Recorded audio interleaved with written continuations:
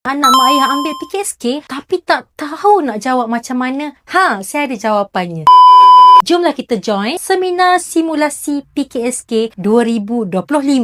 Apa yang anak-anak akan dapat dalam seminar simulasi PKSK ni? Yang pertama, anak-anak mak ayah akan dapat simulasi PKSK iaitu format ujian sebenar. Yang kedua, seminar ini akan dibimbing oleh guru-guru yang pakar dan ada 9 tahun pengalaman dalam PKSK. Yang ketiga, teknik menjawab dan juga modul PKSK yang terkini. Maksudnya, anak-anak mak ayah akan diajar teknik menjawab yang betul dan juga menggunakan modul yang sebenar. Seolah-olah soalan sebenar menggunakan format yang terkini. Dan yang terakhir, kertas akan ditanda terus oleh guru-guru pakar pada hari yang sama. Maksudnya apa? Guru-guru pakar ni akan tanda terus kertas anak-anak mak ayah dan juga kalau dalam online, mereka akan print kertas tu dan anak-anak mak ayah akan dapat jawapan pada hari yang sama. Pesan tak seminar ni? Of course lah berkesan. Kita tengok testimoni kita pada tahun lepas. Ini adalah contoh-contoh orang yang menyertai seminar kita. Dia pun dapat tawaran ke SBP atau MRSM atau SMKA yang dipohon. Ini contoh-contoh dia. Anak dapat sekolah menengah sains pokok sena. Seminar cikgu sangat-sangat membantu. Alhamdulillah dapat MRSM yang dipilih. Banyak lagi testimoni yang menunjukkan kejayaan peserta-peserta kita yang menyertai seminar PKSK pada tahun lepas. Jadi mak ayah, nak anak-anak dapat ke sekolah yang dipilih, join seminar simulasi PKSK 2025 di Universiti Malaya pada 4 Oktober 2025.